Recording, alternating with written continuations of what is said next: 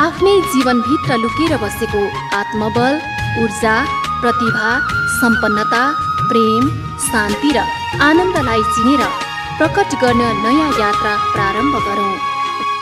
जीवन विज्ञान, जीवन विज्ञान।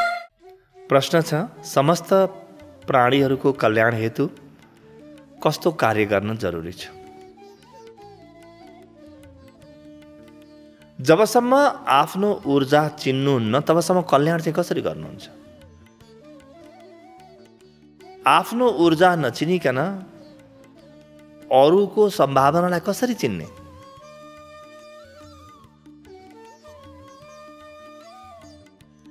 अरूको सम्भावना नचिनिकन कल्याण कसरी गर्ने? प्रत्येक व्यक्तिको गन्तव्य थाहा नपाइकन कसरी धकेल्ने? कता धकेल्दै हुनुहुन्छ तपाईँले? तपाईँले काम गर भन्नुहुन्छ, तपाईँले पढ भन्नुहोला, लेख भन्नुहोला, राम्रो कुरा भने भन्ठान्नु होला, तर उसको क्षमता के हो, ऊ के बन्न जन्मिएको हो, त्यो नचिनिकन मद्दत चाहिँ कसरी गर्नुहुन्छ मान्छेलाई? के सबै मानिसहरू एकै बन्छन्? हेर्नुहोस् त, आफ्नो घरमा पनि हेर्नुहोस्, परिवारका सदस्यको अलग अलग पेसा छ, अलग अलग व्यवसाय छ, अलग अलग सोच छ, अलग अलग जीवनको लक्ष्य छ। अब कसरी मद्दत गर्नुहुन्छ? समस्त प्राणीहरूको कल्याण हेतु। प्राणी के हो? तपाईँ पनि प्राणी हो। के तपाईँले आफ्नो कल्याण गर्नुभएको छ?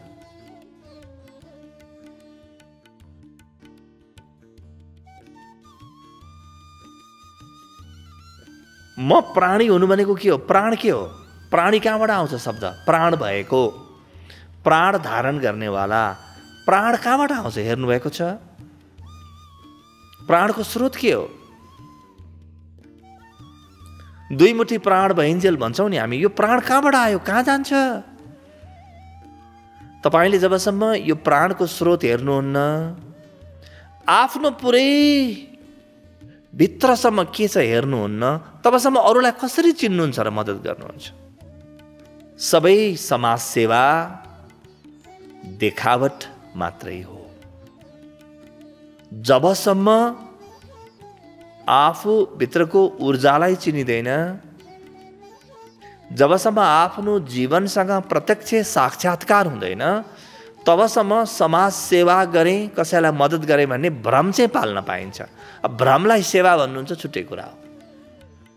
आफूलाई चिन्ने बित्तिकै म को रहेछु, के रहेछु, मलाई के चाहिने रहेछ, मेरो गन्तव्य के रहेछ, के भए खुसी हुन्छु र मेरो जीवन केले चलाएको रहेछ, मृत्युपछि म कहाँ पुग्ने रहेछु, सबै कुरा छर्लङ्ग थाहा हुन्छ। अनि जसलाई थाहा छैन उसलाई मद्दत गर्न थाल्नुभयो भने प्राणीहरूको सेवा हुन्छ।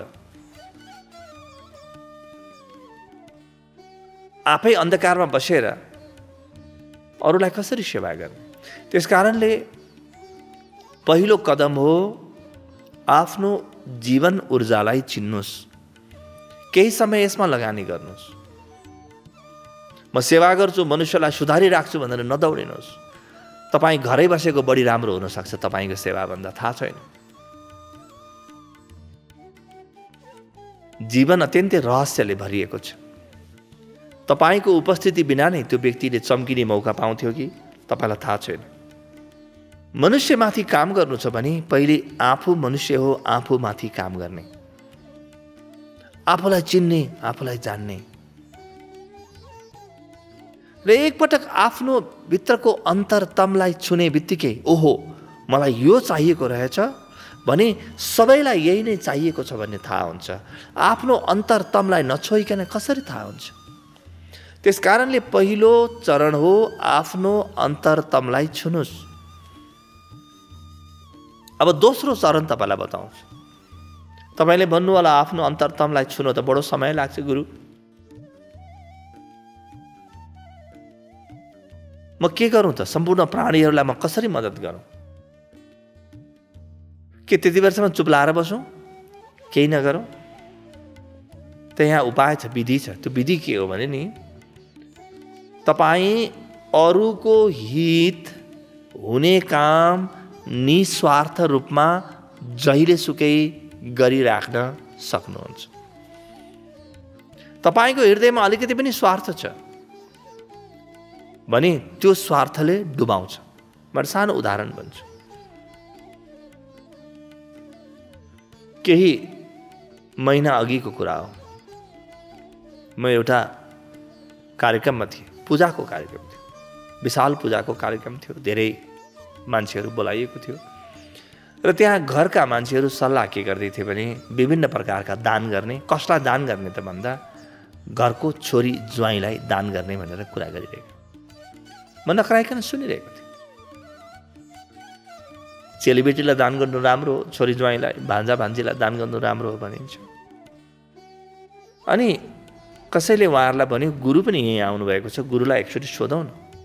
त मलाई आएर सोध्नुभयो। मैले भने, हेर्नुहोस्, मैले तपाईँलाई सत्य कुरो बताइदिएँ भने तपाईँको पुरै पूजा भङ्ग हुनसक्छ।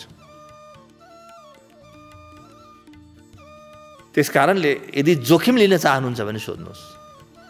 किनभने तपाईँले मलाई सोधेपछि मैले सत्य कुरो बताइदिनुपर्छ। तपाईँलाई खुसी पार्न त म भन्दिनँ। खुसी भएर मात्रै बोल्छु, म खुसी बनाउन बोल्दिनँ।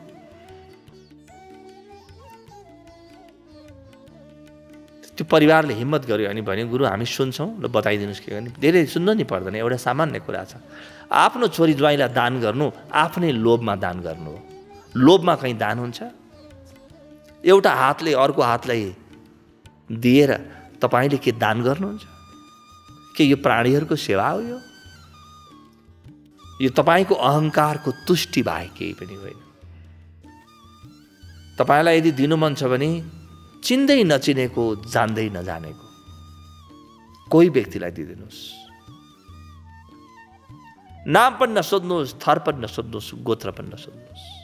तपाईँको लोभको घेरा, तपाईँको स्वार्थको घेराभन्दा बाहिर गएर तपाईँले कसैलाई केही गर्नुभयो भने बल्ल त्यो दान हुनेछ।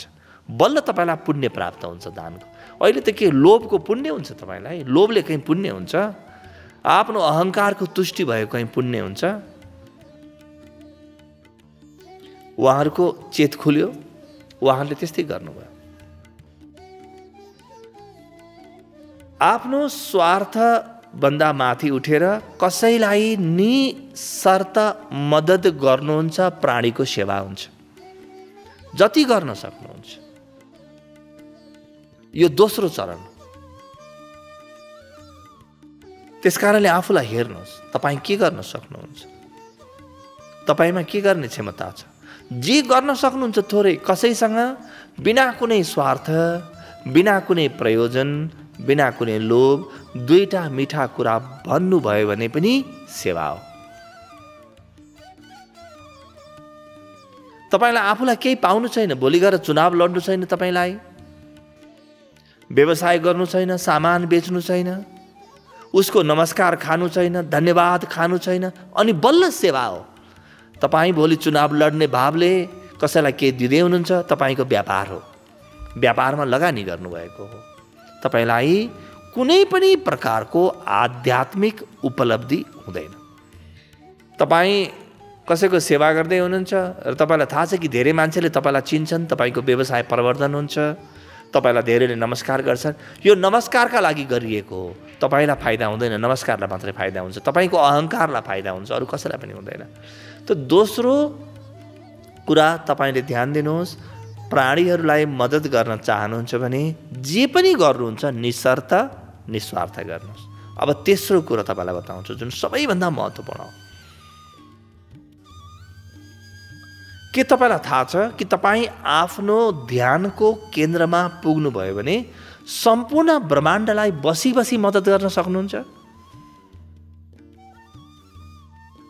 किनभने तपाईँ आफ्नो ध्यानको केन्द्रमा पुग्नुभयो भने सम्पूर्ण ब्रह्माण्डको ध्यानको केन्द्रमा पुगिहाल्नुभयो। सबै प्राणीहरूको आत्मालाई छुनुहुन्छ एकैचोटि तपाईँले। अब जसलाई जे मद्दत गर्न चाहनुहुन्छ त्यही मद्दत गर्नुहोस् त्यहाँ बसेर। तपाईँले केही नगर्नु पनि मद्दत हो।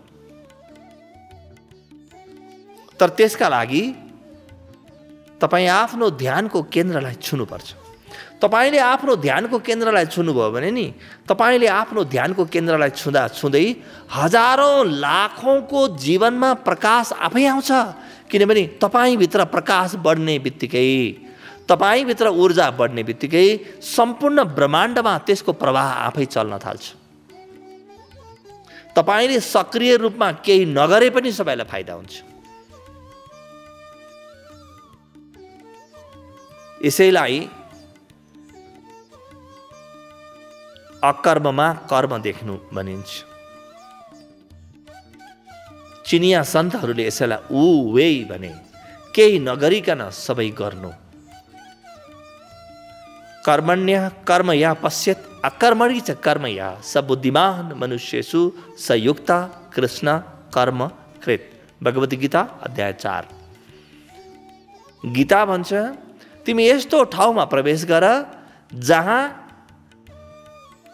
गर्नु र नगर्नु एकै हुन्छ, जहाँ नगरिकन पनि सबै गरिन्छ, जहाँ गर्दा गर्दै पनि नगर्ने केन्द्रमा सधैँ भइन्छ, जहाँ कर्म र अकर्मको मेल हुन्छ त्यहाँ ध्यान हुन्छ। तेस्रो सबैभन्दा महत्त्वपूर्ण गराइ हो। तपाईँलाई लाग्छ कि ब्रह्माण्डका प्राणीहरूलाई म सेवा गरौँ? कृपया आफ्नो ध्यानलाई खोज्नुहोस् त। तपाईँले त्यहीबाट सूत्र पाउनुहुन्छ। सबैलाई बसी बसी मद्दत गर्न सक्नुहुन्छ, बसी बसी मद्दत गर्न सक्नुहुन्छ। तपाईँ आफ्नो ठाउँबाट नचलिकन, इन्च पनि नहल्लिकन सम्पूर्ण ब्रह्माण्डलाई मद्दत गर्न सक्ने ठाउँमा पुग्नुहुन्छ तपाईँ।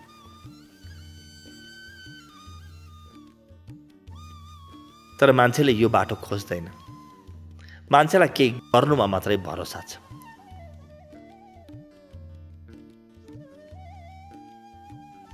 जबसम्म अकर्मको केन्द्र चिनिँदैन, जबसम्म अक्रियाको केन्द्र चिनिँदैन, तबसम्म गर्नुको केही पनि अर्थ छैन। जुन दिन तपाईँलाई ध्यान लाग्छ नि त्यस दिन तपाईँले थाहा पाउनुहुनेछ कि आजसम्म गरेका सबै कर्म बेकार रहेछ। तपाईँ आफैले बोध गर्नुहुनेछ। किनभने आत्मज्ञानबाट नै असली कर्म जन्मिन्छन्। त्योभन्दा पहिले गरेका सबै कर्महरू नक्कली कर्म हुन्। चाहे तपाईँ प्रधानमन्त्री हुनुहोस्, चाहे राष्ट्रपति हुनुहोस्, चाहे तपाईँ संयुक्त राष्ट्रसङ्घको महासचिव हुनुहोस्, तपाईँ कुन पदमा हुनुहुन्छ, तपाईँको सामाजिक प्रतिष्ठा कस्तो छ, कति धन आर्जन गर्नुभयो, यससँग सेवाको केही पनि अर्थ छैन। आफ्नो केन्द्रबिन्दुमा पुग्नुभयो भने तपाईँ सम्पूर्ण ब्रह्माण्डलाई प्रकाश दिन सक्नुहुन्छ। तपाईँभित्रको प्रकाश सम्पूर्ण ब्रह्माण्डमा बाँड्न सक्नुहुन्छ। आज प्रकाशै छैन, के बाँड्नुहुन्छ? आफ्नो प्रकाश, आफ्नो अन्तसको प्रकाशलाई स्पर्श गर्नुहोस्। यति गर्नुभन्दा पहिले जे पनि गरिराख्नु भएको छ निस्वार्थ गर्नुहोस्। निस्वार्थ गर्नुभयो भने तपाईँमा एउटा अद्भुत घटना घट्छ। त्यो के घट्छ भने नि, जब तपाईँको स्वार्थ हुँदैन, निस्वार्थ केही गरिराख्नु भएको छ भने, स्वार्थ नभएको अवस्थामा तपाईँ आफ्नो प्रकाशलाई छुन थाल्नुहुन्छ। किनभने त्यो प्रकाशलाई अहङ्कारले, तपाईँको अहङ्कारले, तपाईँको स्वार्थले रोकेको छ, ढाकेको छ। जब तपाईँ निस्वार्थ केही गर्नुहुन्छ, त्यो अहङ्कारको पर्दा खुल्छ र तपाईँभित्रको प्रकाश उद्घाटित हुन्छ। तपाईँभित्रको त्यो स्वर्णिम प्रकाश उद्घाटित हुन्छ। सानो कथा सुनाउँछु। 1950 को दशकमा थाइल्यान्डमा घटेको सत्य घटना हो। एउटा बौद्ध मन्दिरमा थुप्रो मूर्तिहरू राखिएका थिए र एक दिन अचानक बाढी आयो। बर्खाको बेलामा धेरै ठुलो बाढी आयो। बाढीमा सबै मूर्तिहरू डुबे। केही दिनसम्म त्यो मन्दिरभित्र कोही पनि प्रवेश गर्न सकेन। जब बाढीको पानी अलि कम भयो, त्यसपछि भिक्षुहरू बिस्तारै बिस्तारै मन्दिरमा छिरे र देखे कि ती मूर्तिहरू त अधिकांश डुबेका छन्, अधिकांश काला भएका छन्, कसैको अनुहार बिग्रिएको छ, बडो चिन्ताले घेरिए, तडपिए, शोकमग्न भए। तर अचानक एउटा अर्को अद्भुत घटना घट्यो। तीमध्ये एकजना भिक्षु आफ्नो मन्दिरको गोदाममा रहेका मूर्तिहरूको हालत के होला भनेर हेर्न गए। त्यहाँ जाँदा उनी आश्चर्यचकित परे। एउटा कामै नलाग्ने प्लास्टरले बनेको मूर्ति भनेर फालिएको मूर्ति पुरै सुनै सुन चम्किरहेको थियो। पुरै सुन थियो, स्वर्णको मूर्ति देखा पर्यो। ओहो, यो मन्दिरमा त यत्रो सुनको मूर्ति त थिएन, कहाँबाट आयो? खोज्दै जाँदाखेरि के पत्ता लाग्यो भने धेरै पहिले युद्धको बेलामा सुन हो भने शत्रु राज्यले, शत्रु राजाले आक्रमण गरेर लैजान्छ भनेर त्यसमा चाहिँ सामान्य प्लास्टर बेरिएको रहेछ र पानीमा भिजेपछि त्यो प्लास्टर पग्लियो, भित्रको सुन, भित्रको स्वर्ण प्रकट भयो, स्वर्ण प्रतिमा बाहिर आयो।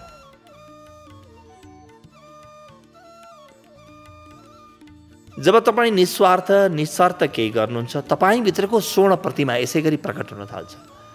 स्वार्थ, लोभ, अहङ्कार, यो मूर्ति माथि बाहिरबाट पोतिएको प्लास्टर हो। त्यसले तपाईँभित्रको प्रकाशलाई लुकाएको छ, दबाएको छ।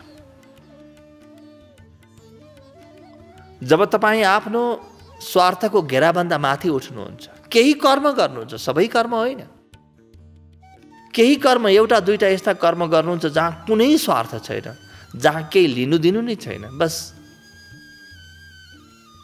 कुनै परोपकार, कसैको हित, कुनै प्राणीको हित, कोही दुखीको सेवा, कोही अज्ञानीलाई ज्ञान दिने, कोही अभावग्रस्त व्यक्तिको झोली भरिदिने काम जब तपाईँ गर्नुहुन्छ, त्यतिखेर थाहा नपाइकन तपाईँभित्रको स्वर्ण मूर्तिको प्लास्टर पग्लिन्छ र तपाईँ आफै आश्चर्यचकित हुनुहुन्छ। तपाईँको गोदाममा छ अहिले त्यो मूर्ति। बाढी आउँछ, निस्वार्थ सेवाको बाढी आउँछ जब त्यो प्लास्टर पग्लिन्छ र भित्रको स्वर्ण काया प्रकट हुन्छ।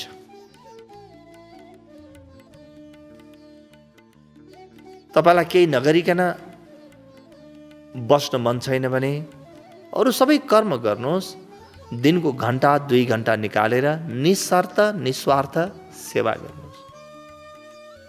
यसले तपाईँको अहङ्कार टुट्दै जान्छ, लोभ टुट्दै जान्छ, मोह टुट्दै जान्छ र तपाईँभित्रको कञ्चन काया प्रकट हुने सम्भावना बढ्दै जान्छ। तर फेरि यहाँ पनि म यति लामो सेवा गरेँ, मलाई केही पनि भएन भन्नुभयो भने त्यो सेवा पनि तपाईँ लोभले गर्नुभएको रहेछ भन्ने थाहा हुन्छ। होइन भने किन केही पनि भएन भन्ने प्रश्न आयो त।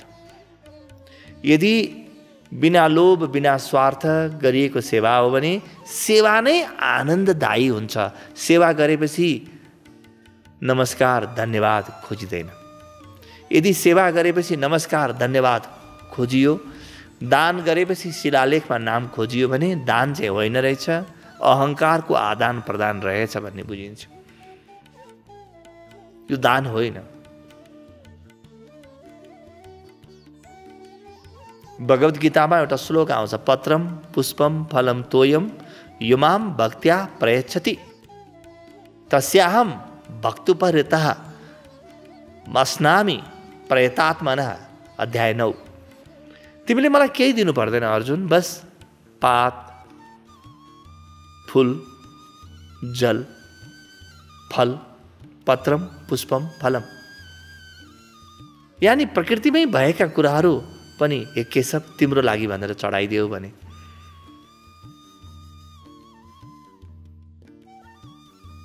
म तिम्रो अर्पणलाई भोग गर्छु, तिम्रो अर्पण म ग्रहण गर्छु। तर तिम्रो भाव निस्वार्थ हुनुपर्छ। तिम्रो भावमा कहीँ पनि स्वार्थ छ भने त्यो मसम्म आइपुग्दैन। तिम्रै स्वार्थमा अड्किएर तिम्रै स्वार्थको जालोमा बेरिएर सिद्धिन्छ। त्यसकारणले प्राणीहरूको सेवा गर्नु छ भने आफू ध्यानस्थ हुनुहोस्, आफूलाई चिन्नुहोस्, निस्वार्थ निशर्त सेवा प्रारम्भ गर्नुहोस्। हरि ओम तत्सत। जीवन विज्ञान जीवन